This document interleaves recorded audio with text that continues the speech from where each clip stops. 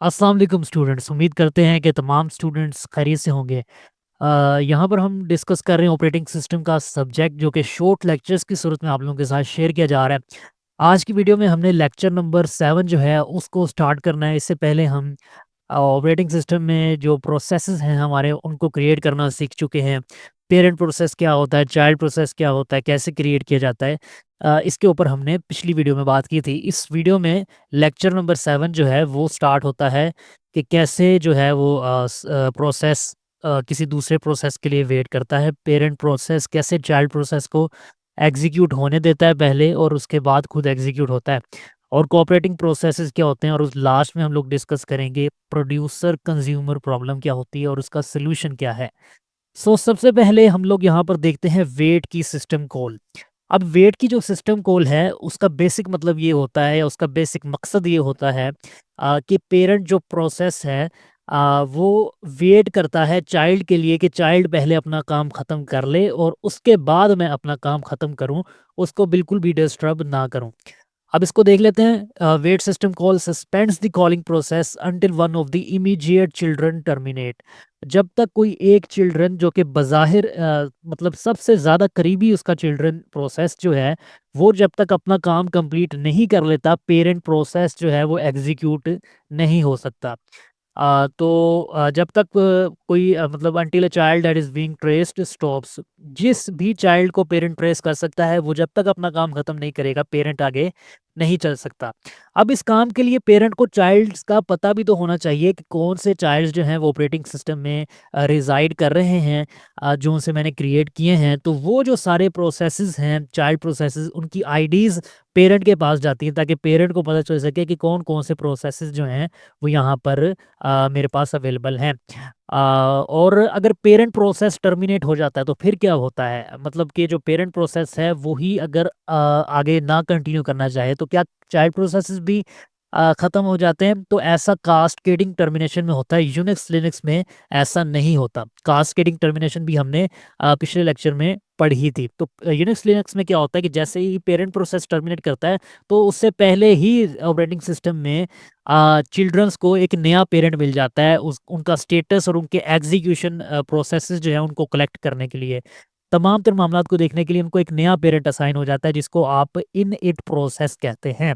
तो अगर parent terminate भी हो जाता है जो ओरिजिनल पेरेंट था, तो इससे ज़्यादा कोई फ़र्क पड़ता नहीं है। अब ज़ोंबी प्रोसेस क्या होता है? ज़ोंबी प्रोसेस एक ऐसा प्रोसेस है कि जो टर्मिनेट हो जाता है, यानी कि चाइल्ड प्रोसेस लेट्स से कि टर्मिनेट हो गया, लेकिन उसका जो स्टेटस होता है एग्ज़िट होने का, वो पेरेंट तक नहीं पहुँचता, ना ही उसका जो नया पेरेंट है जो कि इनिट प्रोसेस के तहत आया है, वो उस तक भी नहीं पहुँचता। तो ऐसा चाइल्ड प्रोसेस ज़ोंबी प्रोसेस कहलाएगा कि जिसका जो टर्मिनेशन का स्टेटस है, ना तो वो उसके नए पेरेंट के पास पहुँच रहा है, ना ही उसके ओरिजिनल पेरेंट के पास पहुँच रहा है। तो ये एक कोडिंग के थ्रू उन्होंने एग्ज़ाम्पल आपको बताई है, बहुत ही सिंपल सी है कि किस तरह से पेरेंट चाइल्ड जो है वो पेरेंट चाइल्ड के लिए वेट करता है। वेट सिस्टम कॉल आप लोगों को समझाई गई है, जिसको हम देख लेते हैं।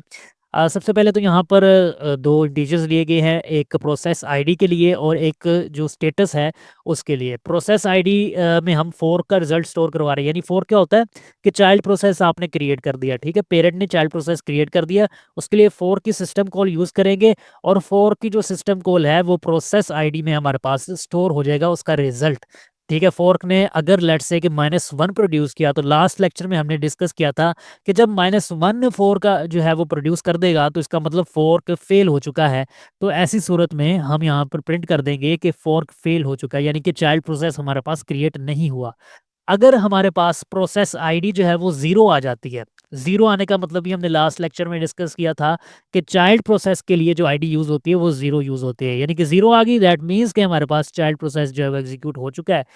अब चाइल्ड प्रोसेस के लिए हमने प्रिंट कर दिया चाइल्ड हेयर, यानी कि चाइल्ड यहाँ पर एग्जीक्यूट कर सकता है, जो भी यहाँ पर हमने स्टेटमेंट्स लिखनी है लिख सकते हैं। उसके बाद एग्जिट 0 का मतलब ये है कि चाइल्ड ने नॉर्मली एग्जीक्यूट किया। अब ये जो एग्जिट 0 है ना, ये इस स्टेटस वेरिएबल में जाता है। ठीक है, यहाँ पर उन्होंने इसको ज़्यादा एक्सप्लेन नहीं किया, इसकी ज़्यादा कोई लॉजिक नहीं बन रही, बट ये होता ऐसे ही है कि ये स्टेटस का जो वेरिएबल है उसमें ये आपका स्टेटस चला जाता है कि जो चाइल्ड है उसने किस तरह से एग्जीक्यूट किया, आया कि उसने नॉर्मली एग्जीक्यूट किया, या वो बना ही नहीं, या क्या चीज़ हुई। तो इस स्टेटस के हिसाब से पेरेंट वेट करता है कि उसको या तो चाइल्ड प्रोसेस को कंप्लीट होने देना है या नहीं होने देना, या क्या करना है। तो ये सारा डिपेंड करता है इस स्टेटस के वेरिएबल पे। अभी चाइल्ड ने जैसे नॉर्मली एग्जीक्यूट किया तो पेरेंट क्या करेगा, तब तक वेट करेगा जब तक चाइल्ड अपना प्रोसेस जो है वो कंप्लीट नहीं कर देता। जैसे ये प्रिंट हो जाएगा चाइल्ड हेयर, तो फिर पेरेंट आगे प्रिंट कर देगा वेल डन किड, यानी कि फिर पेरेंट प्रोसेस एग्जीक्यूट होके नॉर्मली एग्जिट कर देगा। उसके बाद एक कमांड है EXECLP। अब ये वाली जो कमांड है ना, ये भी बहुत ज़्यादा इंपॉर्टेंट है। आप लोगों को क्वेश्चन आ सकता है इस हवाले से। तो जैसे ही हम अपनी फॉर की कमांड यूज़ करते हैं, चाइल्ड प्रोसेस यानी क्रिएट करते हैं, तो क्या होता है कि सिस्टम जो है वो हमारे पास ऑलरेडी जो पेरेंट की प्रोसेस मेमोरी होती है वही चाइल्ड प्रोसेस को दे देता है। जबकि अगर हम ऐसा नहीं चाहते, हम चाहते हैं कि हम चाइल्ड प्रोसेस से कोई मुख्तलिफ काम ले सकें, तो इसके लिए हम एक्सी क्लिप की कमांड यूज़ करते हैं। EXECLP कमांड इसको बोला जाता है। तो ये वाली जो कमांड है, ये जब हम यूज़ करते हैं तो इसकी मदद से हम कोई एक नया फंक्शन जो है अपने चाइल्ड प्रोसेस से परफॉर्म करवा सकते हैं।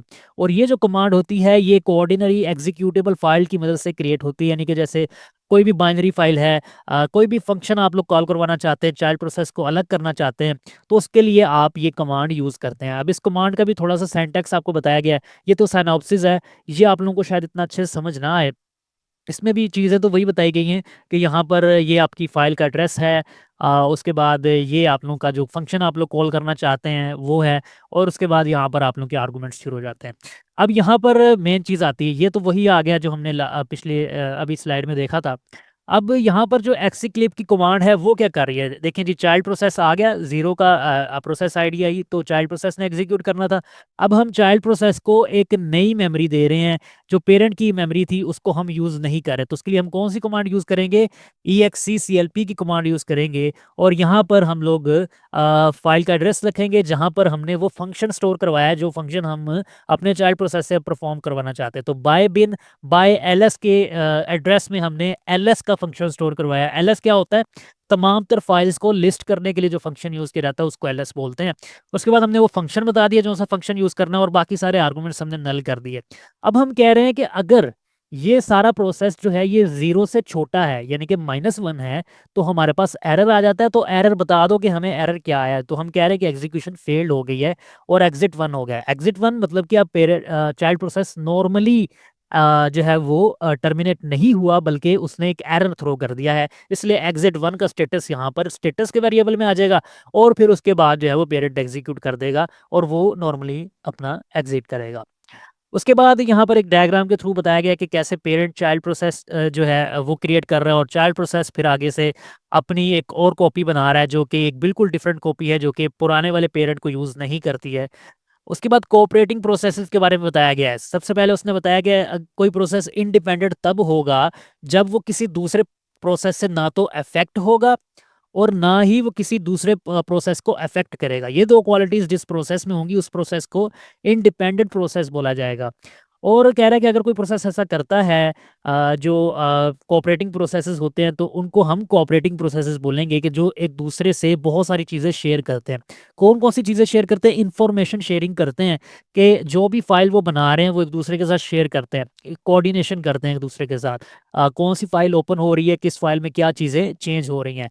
कंप्यूटेशन स्पीड अप भी इससे मिलता है, जब हम अपने प्रोसेसेस को कोऑर्डिनेट करवाने देते हैं, एक दूसरे की हेल्प करने देते हैं, एक दूसरे के साथ चीज़ें शेयर करने देते हैं, तो इससे हमारे पास जो टास्क होते हैं वो बहुत ही ज़्यादा फास्टर हो जाते हैं, क्योंकि सबको पता होता है कि कौन क्या काम कर रहा है। तो एक तरह के जो प्रोसेसेस होते हैं वो एक ही तरह की, लेट्स से कि सीपीयू बाउंड प्रोसेसेस हैं, तो वो सीपीयू बाउंड प्रोसेसेस ही के एरिया में आके एग्जीक्यूट होंगे, जहाँ पर वो ज़्यादा तेज़ी से एग्जीक्यूट हो सकते हैं। अगर दोनों को पता ही नहीं है प्रोसेसेस को कि साथ वाला प्रोसेस क्या चीज़ एग्जीक्यूट करना चाह रहा है, तो फिर वो एक एरिया में नहीं आ सकते हैं।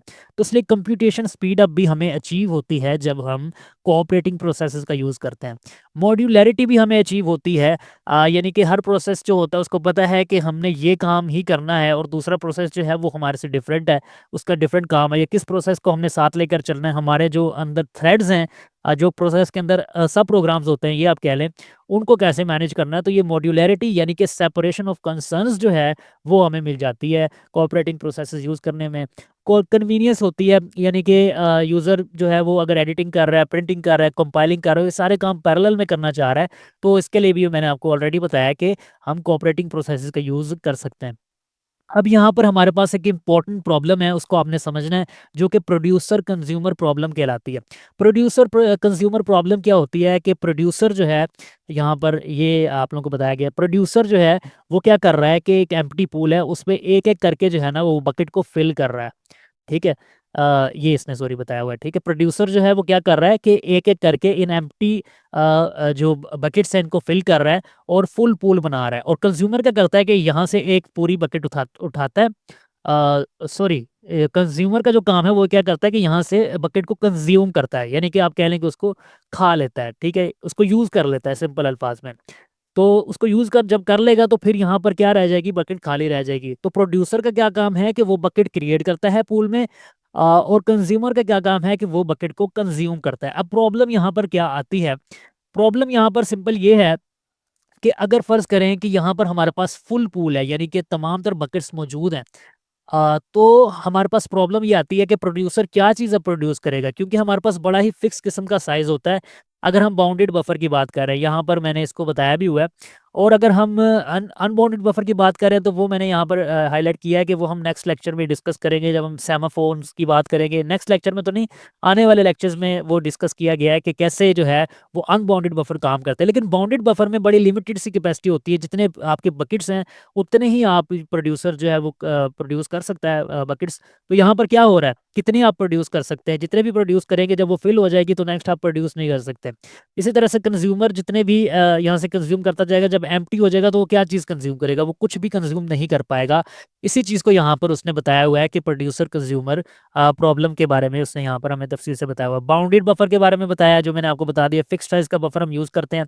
अनबाउंडेड बफर में कोई प्रैक्टिकल लिमिट नहीं होती, और इससे डील करना जो है वो हम सेमाफोन्स का जब हम लेक्चर डिस्कस करेंगे उसमें हम ये चीज़ पढ़ लेंगे। उसके बाद यहाँ पर उसने एक हमें चीज़ बताई हुई है कि इन वेरिएबल जो है, यहाँ पर ये वाला जो वेरिएबल है, इनका जो यूज़ किया गया है, ये क्या पॉइंट करता है, ये नेक्स्ट फ्री पोजीशन को पॉइंट करता है। यानी कि जो खाली जगह होगी ना, लेट्स से कि हम यहाँ से अभी प्रोड्यूस करना चाहते हैं आइटम, तो ये इसको पॉइंट करेगा, या यहाँ पर प्रोड्यूस करना चाहते हैं तो इसको पॉइंट करेगा। और आउट जो है वेरिएबल, वो हमारे पास क्या पॉइंट करता है, आउट वेरिएबल हमारे पास फर्स्ट फुल पोजीशन को पॉइंट करता है। यानी कि पहली जो फुल पोजीशन है वो हमारे पास पॉइंट हो रही होती है, या जो हमारी हम कंज़्यूम करना चाह रहे होते हैं चीज़, वो प्रोड्यूस हो रही वो उसको रिप्रेज़ेंट करता है। अब यहाँ पर ये कोड है सिंपल, यहाँ पर कहता है कि प्रोड्यूसर का प्रोसेस कैसे चल रहा है, व्हाइल वन से मुराद यानी कि जब तक जो है वो पॉज़िटिव रहेगा प्रोड्यूसर, तब तक यहाँ पर प्रोड्यूसर का प्रोसेस चलेगा।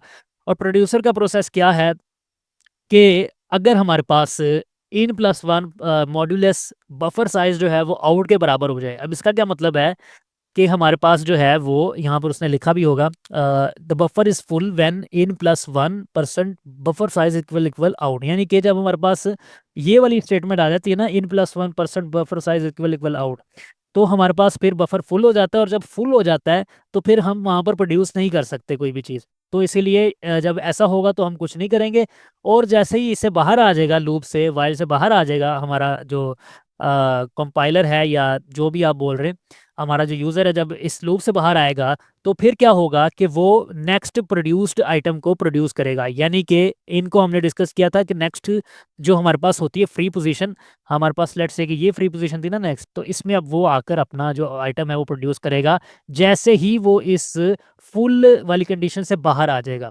होप्स सो कि आप लोगों को समझ आई होगी।